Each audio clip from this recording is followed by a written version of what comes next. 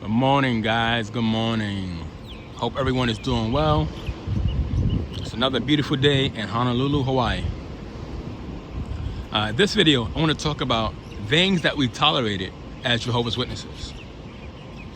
And as we know, Jehovah's Witnesses, they lack boundaries.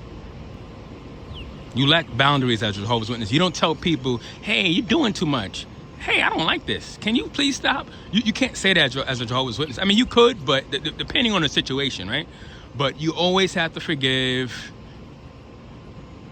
People could pretty much say what they want to say to you, and you have to, you got to take it, right? As a Jehovah's Witness, Jehovah's Witnesses lack boundaries. They really do. And just looking back at my life, I realized there's so much things I would no longer tolerate that I had to tolerate as a Jehovah's Witness. I had to, especially when I was a young kid, right? When I was a teenager. I recall one time, well, more than one, but there was this African sister, older sister, right, from Africa, and my hometown congregation in New York City. Now, she meant well. Really good heart, really good person, right? I always look at someone's intentions. She meant well, right? However, she did something that it irked me. It irked me because I'm a germaphobe, right? Now, after the meetings, this sister, she would shake the adult hand, the brother's hands, give the sister hugs, and when it comes to the kids, she would put her hands on the kids' faces. Like, hey, how you doing?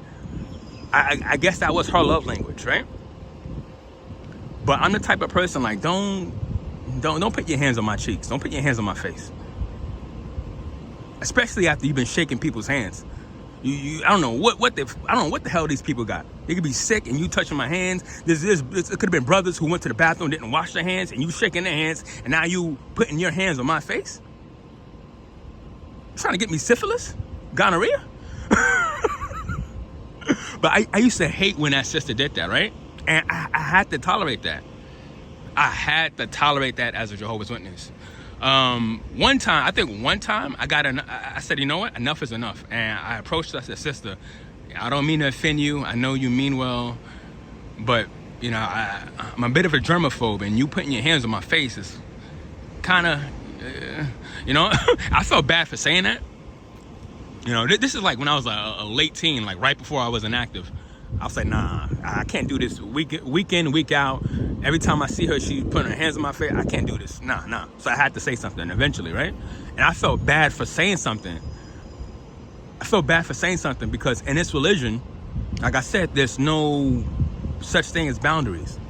And when you do speak up for yourself, they make you feel bad.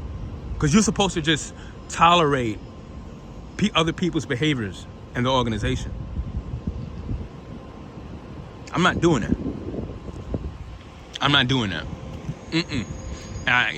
Looking back at my life, I realized I came a long way because, like I said, I don't tolerate any type of disrespect at all. I don't. As a Jehovah's Witness, you have to tolerate that. You have to always turn the other cheek. And then there's a situation where there was a brother. You guys, I know there's at least one person like this in every congregation. It's always someone, it's either a sister or a brother. It's always at least one person in every congregation that when they talk, they spit. They don't mean to. They're not spitting intentionally, but they're just spitters, spit talkers. That's what I call them, spit talkers. Right? They spit when they talk. They have to have a lot of saliva for whatever reason. They was born with more saliva than everybody else. And there was a brother in my old congregation in Harlem, New York City, right? He would spit every time he talks. So I already knew to keep distance from him, And instead of saying, hey, how you doing today? He would be like, how you doing today? How you doing today? And a whole bunch of spit would come out, right? I'm over here dodging spit like Neo's dodging bullets in the Matrix. Trust me, that takes skill. to dodge spit that's coming your direction, that takes skill. I'd be like, brother, say it, don't spray it. I already took a shower this morning. You know what? I'm gonna need you to back up 40, 50 feet. You know what? Just send me a text message. We don't have to talk. Obviously, I didn't say that. But when you're a Jehovah's Witness, you have to tolerate that nonsense. How do you say to somebody, seriously, as a Jehovah's Witness, how do you say to somebody, my brother, my sister, I love you, I care about you, but you spit when you talk. Can you please, there's nothing you could say about that as a Jehovah's Witness, because you're going to offend somebody. And like I said, looking back at my life, I don't I don't tolerate any disrespect. Anything that makes me feel uncomfortable or awkward, I'm gonna let that person know. Even if you're an employer, if you're a supervisor, a manager, I'm gonna let you know.